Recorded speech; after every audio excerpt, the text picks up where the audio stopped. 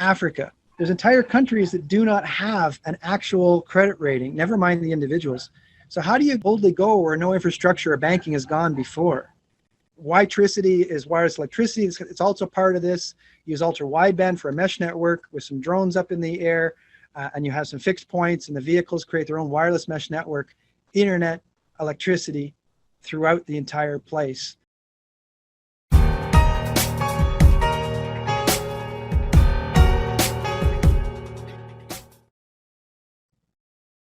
And good afternoon. Today I have with me again Tom Ross, Tesnic.com. If you remember, just about 6 months ago, Tom and I had a round of conversation, which was so well received through the forward thinking of how we might bring our world not only for development in Northern Africa, Central Africa, for the new grow zone moving out in terms of cryptocurrency and on-demand power, because we just won't have the time or the resources, as you see right now with the supply chain lockup across the planet. So the development of Africa to bring that new growing area online as areas such as Russia, Canada, northern parts of the United States, and northern China go offline and have less production coming out due to this grand solar minimum intensifying. Everything's going to have to be rethought, revamped in a very different way to begin and lay out infrastructure that works instantly in a different fashion that we've been used to for the last 70, 80 years. I've had a couple epiphanies, since we chatted last, and thinking about hydrogen and different problems it solves, right laid in with my grand solar minimum. So just a primer on what I've been studying since we talked last. The second magnetic field is truly indeed forming in the outer solar system now. And what that means for you and I is Jupiter, Saturn, Uranus, and Neptune are going to form a perfect square in October of 2024. Now, that in itself is going to create a slight magnetic toroid field. But if you count the planets inward, like the Sumerians did, and you come in from, Saturn, Jupiter, Mars, well, then we got Earth. So from this new toroid magnetic field forming, we're going to be the second planet from that. But then the sun itself stepping down, we're the third planet from the sun's toroid magnetic field. Now, I don't believe anything goes to zero. I think there's a dispersion of electromagnetic forces. So the Earth's going to be stuck in the center, and there's going to be exceptionally large, incredible amounts of, let's say, the top 1 to 2 miles of crustal movement, splits, fissures, cracking. And it goes into John Casey's book called Upheaval, where he talks about when this cycle comes again, he used to work for NASA, that we're going to lose an enormous amount of pipelines, bridges, railroads, and roads themselves, which brings me right back to the point in the delivery systems we have today. There's no way to continue the society, even if we get a 10% fracturing of deliverable infrastructure. So the only way moving forward, from at least in my point of view now, since I can absolutely, I'm going to say 99% say that this magnetic field is forming and intensifying. This is the reason for the upticks in volcanoes and earthquakes, et cetera. It's going to get way more intense come July because we're going to cross another magnetic stepping point in July. But the only way to move forward is created on site. And that's either electrogravitics, which I'm so into the torsion spin of things, and electromagnetism and free weightless objects and that sort of thing, creating power from opposing spinning disks, or we're going to do it through hydrogen. There's really no other way that I can see it moving forward in any way, shape, or form that our society can hold it together except on-demand production of energy to keep our lives moving. And that's it. There's no other, there's A or B choice in doing that, electrogravitics or hydrogen, but I just can't see it moving in any other fashion. And that's why I wanted to frame today's conversation and get a catch up on, since we've spoken last, what's been moving forward in terms of manifestation for your projects. We talked on ideas that could be forthcoming. And then, I've heard there's been a lot of movement. I'd like to get an update on that. Yeah, thanks. Thanks for having me back on. And I really appreciate you and your listeners and all the help, because a lot of them help to connect us a lot of dots. The India guys that are building a bike for India with a hydrogen put in it so that you can plug it in, plug your house into the vehicle to be able to reduce your energy cost by 80%. That makes the payments for the vehicle. It just sits there and idles, and it's absolutely 100% clean energy. That's why we're in Costa Rica, because their brand is all about clean energy and biodiverse and tourism and stuff. That's why we're here, because we're out in some small towns out here where things are not locked down. It's alive. People are doing things where the rest of the world is on pause right now. The majority of the world's on pause. So we can do stuff down here. Now, recently we've had challenges with stuff just like everybody else has with not being able to get stuff. And when you do, it may not be what you expected. Thirds, fourths, fifths, recalls are huge because people took a bunch of stuff off the shelf just to fulfill stuff. Things are really, really up in the air. The balls are really up in the air right now. So it takes longer, costs more. What you get, chipsets not being available, entire truck and car lines not sitting still, many things happening sitting still all over the world. You still, like, it's worse than last year trying to get a bicycle or a motorcycle because a lot of things fell off the wagon. A lot of things fell off the wagon. People haven't woken up to this yet, like you say, with food and everything. So what do? We prepared for this a long time ago. You can go on YouTube and find out how to turn a car alternator, a used one or broken one, into an electric motor that will drive your motorcycle and your bicycle. Wow. Then you can take used batteries from battery-operated power tools, old laptops, and you can take those and repurpose them and recycle them to bring them back to almost new. There's technology out there to do that. Put them back together, and now you have an electric vehicle. There's bamboo and hemp bicycles and motorcycles. We're working with a guy out of California that's famous for that and has made in India and Africa rickshaws and e-bikes and motorcycles out of hemp and bamboo. And they export them all over the world, and they have electric motors on them. This is real stuff. It's happening already. There's indigenous people buying back their land right now with money they're making and repatriating their own land that they're buying back because it's wholly owned by indigenous people. It's becoming a reserve. So the reserves are getting bigger and bigger. You should be looking towards a reserve because that's where everything's going to happen worldwide. It'll be cryptocurrency. The banking of the world's going to happen from there. Hemp's going to happen from there. Hydrogen's going to happen from there. And there's the empathy from indigenous people, from a youth for all over the world for indigenous people is incredible. So that's where we are today. Launching a cryptocurrency that's hemp, hydrogen, cryptocurrency, indigenous reserve, school. That's what we're doing down here right now at Chiripo, which is eternal waters. That's what the indigenous call it, the translation, right next to Good Air, Costa Rica, Buenos Aires. The Wright brothers, not the wrong brothers, were out in a field. And they didn't have pinky rings. They weren't engineers. They didn't have a lot of money.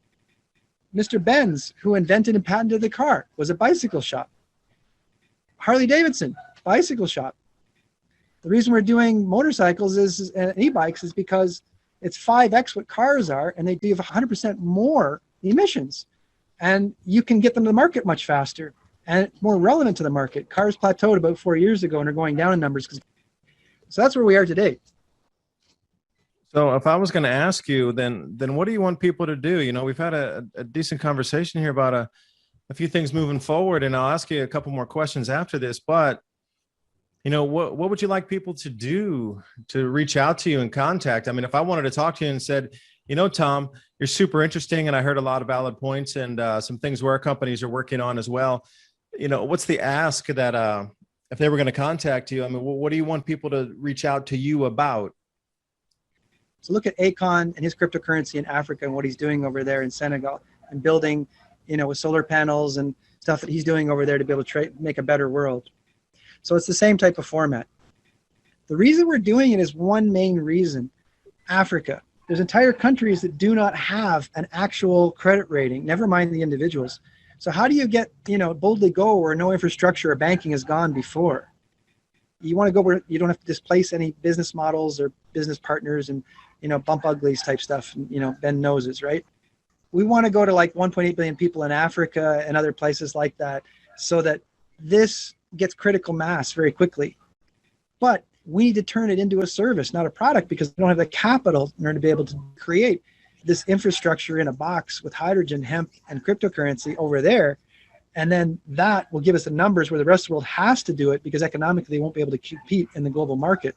And that's what the super funding is for. The super funding is to be able to get the capital in place to be able to put all the infrastructure in place in Africa so people can have electricity for 3 cents a kilowatt hour that's decentralized.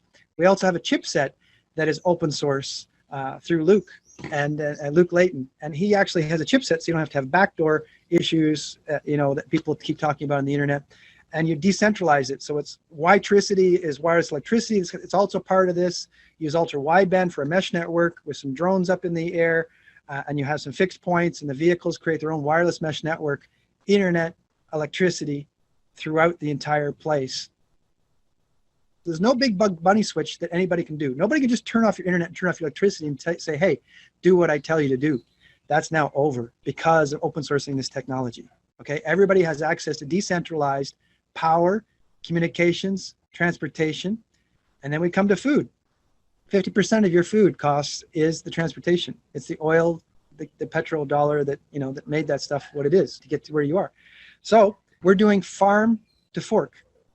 What that means is to be able to make it so that there's a huge farmer's market here and there's 200,000 people in San Isidro, but you found out you just came to the market and spent your day doing all that. And then guess what? You were buying an apple from 3 farms over. How come you didn't know that? How come it had to go all that extra mileage? It doesn't make any sense. So why don't you just connect people and make it on demand? Now, if you look at Taiwan, with Gogoro has made it so you could battery swap, and they got 90% of the scooter market down there where you buy it for $500 to $1,000 and $35 a month to be able to have unlimited battery swaps for your vehicle. Now, before COVID, they actually could get a meal down there for less than the cost of the ingredients. Now think about that. You have to go there, you have a vehicle, you got fuel, you got your time, you go to the store, you leave, you come back, you have a kitchen, all the overhead and your time and everything to do that, and the electricity or the gas or whatever it was that cooked it, the fridge and the freezer and all that. But before COVID, because it's much more cost effective to have these ghost kitchens, which it's become mainstream since we've talked about this last time. So being able to make sure that you could have these vehicles, you know, like Carla Cargo in New York City with Whole Foods, with Amazon, Prime Fresh, with Jeff Bezos and Amazon. They're using the bike lanes. That's 1/10 the cost for an electric bike with 500 pounds with Carla Cargo trailer in the back. It's also electrified like a fifth wheel to bring you everything that you need, your products, your services, whatever you need, and people with rickshaw type stuff in the bike lane. That's where the world's going right now, is it's getting rid of all the layers. We're also working with Feed It Forward in Toronto, Canada. They have an app and they're a nonprofit, being able to take food that normally wouldn't make it to people's dinner table for people that normally couldn't get the food and making that happen. So Feed It Forward. So if you're conscious and you understand this and there's an alternative, because people don't go from something to nothing. They don't go from something to less. They don't go from something same to same. Human behavior is, I want an upgrade. So what we're talking about here with everything we're doing down here is to be able to make sure that you have an upgrade. You can have your internet, you can travel the world, and you can clean the environment the more you travel and the more you consume, because it takes in, this system takes in the outside atmosphere and the water, and it purifies the air and the water and puts out oxygen. It reverses the effects, right? So whether the planet is cooling or heating and changing climate change, I don't care. At the end of the day, I want clean air, clean food, clean water, because people with bad health make bad decisions. And that's where we are today. Ill people making ill decisions because you're chemically based that creates electricity, right, throughout your body. And the neurons are not firing properly because you're not getting the proper nutrition. Yeah, that'd be it. Because, you know, my new study, I've been like solidly 6 months trying to come to revelations of, you know, when is this field intensity going to start to really manifest and show signs? I've been calling sand volcanoes, and then suddenly there's a few sand volcanoes coming up. And that's a wild call to talk about sand volcanoes emerging out of nowhere. And then suddenly there's sand volcanoes. So there's some premise to at least the study I did on the ancient side and the new, more modern physics. Toroidal fields is where you got to look, because we're electromagnetic frequency carriers ourselves. So when the sun will step down, there's got to be conduits of our consciousness and brain that open up. And a second magnetic field forming out in the solar system, perhaps that's the balance that brings and retunes and resets back to the base frequency. Because you got to think about it. If all the magnetic looping coming into your brain and on our planet is only from one side, from the sun, well, we would get attuned to, let's say, completely to the right side, for a better term. But then what happens when a second magnetic field forms out? That magnetic distribution is then perfectly balanced between left and right. Because it seems there's a lot of people having very different thoughts in the way they process information and life around them at the moment. Absolutely. That I just never would have expected from so many people that I am in contact with ever. The world is, it's a strange place. It's a very, very strange place. But I'm thankful to be alive right now to experience all the weirdness, you know. So all these solutions are out there. You just got to talk to the community and bring them out and make sure that they're available to people in a way that they can understand them and implement them. And now, because we have analytics is worth more than oil, Analytics is the new oil. There's more money made from analytics than anything else. Now that analytics is the new revenue stream in Google and everything else, What Would Google Do is a great book. These are all the things that'll tell you how we've shifted from a planned obsolescence and manufactured consent to a service-based model where uptime and things lasting is very, very important. So the business model has shifted to allow this to happen. This huge, huge shift to hydrogen. So that's why we're very happy to be able to just come out and say, hey, we have a business model that is the most successful in the world and proven. It's called analytics. Whatever you focus on, you become. If there's cause and effect, everybody's focused on the effect. Focus on the cause. If you want to relocate somewhere in the world, this place only has 4 seasons of growth and 7 different distinct climates. It has the best fiber in the world. The reason online gambling was so huge here and banking is going to be monstrous in Costa Rica is that they have 2 fiber rings that go on both sides of Costa Rica, and they have spokes that go out to all over the world. So you don't have to go across somebody else's jurisdiction to get to somebody else. So what happens is that you have the best physical internet in the world. You also have Starlink and all these satellites up above your head, creating internet where they can actually do internet 40% faster in a vacuum with lasers between them than you can with terrestrial fiber optics, which is going to make fiber optics and the towers and everything else obsolete. It's happening right now above our heads with Elon, and there's 4 other competitors. Internet's going to become free. Everything's going to zero. Analytics is what they want. And you're getting in the way of getting the analytics by putting a billing system in place. That's where the world is going. It's here. You have real stuff to be able to upgrade your society and live in harmony with nature in a way that more people can live on this planet than we have today. And you forgot Ponce de Leon and the Fountain of Youth mixed in with the cherry on top of the findings. Yeah, this farm to fork and on-demand food is definitely going to be a parallel avenue moving forward with everything else, because you got to have food for the society to function. No functioning society equals lack of food, or vice versa. So I like the idea of putting on-demand food into this infrastructure as well. Well, when a guy named Bill Gates, when he buys up all your farmland to make sure that you can't get access to meat anymore, and he's going to put stuff in a petri dish and do some experiments, you should be concerned. You should be concerned about how your food produced and where it comes from and how local it is. That's definitely going to drive people to make sure they get local food.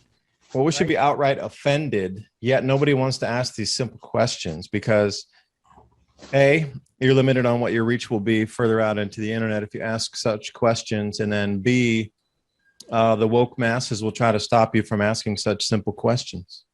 Yep. And some people out there already are probably going to ask questions about alternators and used batteries. How would that work? Our office is directly across from the largest automotive parts manufacturer and research and development in the world, called Magna. And the guy that created this big monster, and Frank Stronach, and he literally cashed out of his own company because it became public and became a monster that, almost ate him. But now they're back, and they've got a 3-wheeled electric vehicle, and they're setting up shop 4 doors down from us with a 60,000 square foot thing. Saunders did the electric bike, biggest crowdsourced biking event that bypassed all the other guys and made an affordable electric bike for everybody. He's got a beautiful 3-wheel electric car for 3 people. That's absolutely amazing. There's Electromechanica Solo that's in Canada. Over $4 billion in pre-orders for a 3-wheeled vehicle called the Solo that you can go back and forth. It goes 100 kilometers and you plug it in. It's electric. It's like a motorcycle license type deal. Those are the people we're looking for. Saunders, Electromechanica Solo. If you're working for those companies, we have a hydrogen drive for you that differentiates you like crazy. People don't have to worry about range anxiety. Don't have to worry about plugging it in, finding a place to plug it in. You can literally add power to the grid and provide a solution for electricity. That's the big thing with electric vehicles. The electrical grids today, on my personal street back in Canada, guess what the problem is? We got a bunch of people that have the means to be able to get fast chargers at their houses, and it blows up the transformer. And none of them can actually rapid charge simultaneously, and there's no way to actually manage that process. That's the first world problem. Go to India, go to Costa Rica, go anywhere. Down here with my vehicles, I have to take extra batteries with me because there could be 2 days or 3 days with no electricity. So how is that a fuel? It's not a fuel. You don't have access. The rest, you can make as many electric cars as you want, and forget about how long it takes to charge and the whole thing. Is it clean? Is it coming from a coal farm?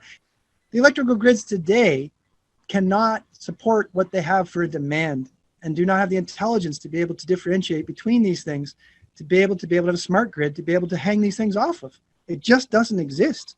You can make as many electric cars as you want. There's no fuel for it. It's a fallacy. You come down here, electricity is 42 cents a kilowatt hour. These people yep, 42 cents a kilowatt hour, and it ratchets up, okay?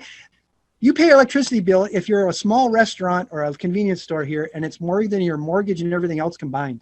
That's what the reality is here right now. So that's the magic. The rest of the world doesn't have cheap electricity. You got to go where people need this stuff. That's why we're doing the pilot in Costa Rica. Yeah, let me ask you a question about the smaller vehicles. I'm thinking about dovetailing in on a smaller hydrogen system for farms that are 20 acres or under. Because I'm running into the same thing, looking at Kubota tractors and trying to get financing on a $30,000 piece of equipment that's running on diesel. And then the diesel prices are going up. For simple farm work, for people who are going to be coming into the more self-sufficient lifestyle versus the commercial ag that's running, tractors on 10,000 acres. Well, type into Google Earth University, Costa Rica. I don't use Google. I use DuckDuckGo. Type into DuckDuckGo, Earth University, Costa Rica. They partnered with Cummins Diesel for your tractor to show you how you as a farmer can make your own diesel from biomass so they could expand their market to boldly sell tractors where they never could sell tractors before. Already there, ready for you on a platter, ready to go. Wow, that is nice. I'll even make sure I polish the platter before I return it to you. No fingerprints on it. Well, there's also a guy named Rich Rebuilds that has become famous. He's in Massachusetts next to MIT and stuff, and he does IT support. He bought used Teslas and tried to fix them and got blackballed for rapid charging and all these issues. Go take a look at his channel, Rich Rebuilds on YouTube. It's absolutely hilarious. To make it really short, as a little appetizer, if you haven't heard about this, Rich Rebuilds ended up on Joe Rogan. And then for the last hour of the 3 hours, he actually turned the table and started interviewing Joe Rogan. That's how charismatic and crazy this guy. And even Joe went, hey, wait, I'm the one that does the interviewing here. He went, yeah, you're right. And 2 minutes later, he asked, but I'm interested. And he just started interviewing Joe Rogan, which I've never seen anybody do. He's incredible. So he has a YouTube videos that show that, hey, I bought some Tesla, tried to fix them. They wouldn't let me do that. Some guys came that worked for Tesla. We now get 12 shops where we fix and repair Teslas and other cars and convert them. That's great. And then he shows his trials and tribulations and he became a kind of a Tesla fan, but kind of beat up for it. And then he went, look, now I'm buying stock. I bought stock. I'm a stockholder, okay? I'm listening to the AGM. I bought a new Tesla. They still screwed him around hard. It's an incredible story. How ridiculous they treated him. He decided, look, people listening to this, I'm on Joe Rogan. So he got the benefit of being a referral program for Tesla and got $200,000. He accumulated $200,000. Then one day they went, oh, there's a technical glitch. Yeah. Then later they went, we don't believe that your channel's in the spirit of our program. So they took the $200,000 away from him. So that's when he lost the plot. Okay. That was it. He's like, that's it. He gave all the Tesla stuff away for free, said, forget all you Tesla fans. It's a cult. You never own the thing. It's just a really big deposit. This guy's just a stock play. What the hell's going on? He did it in a very nice way. And then he bought a big, giant diesel pickup truck and said, to be American, own one of these. He's like, now I'm American. I own a big diesel 4x4. This is amazing. An apple pie. You're not going to believe this. You're going to have to go to his channel and see this because he said it as a joke and now he's doing it. You're not going to believe this. He, as a joke, said, I'm going to phone Elon Musk, but it's not going to be me. It's going to be somebody else and Tesla and say, look, I'll try it one more time. Maybe he's changed his ways. And they got some used Teslas.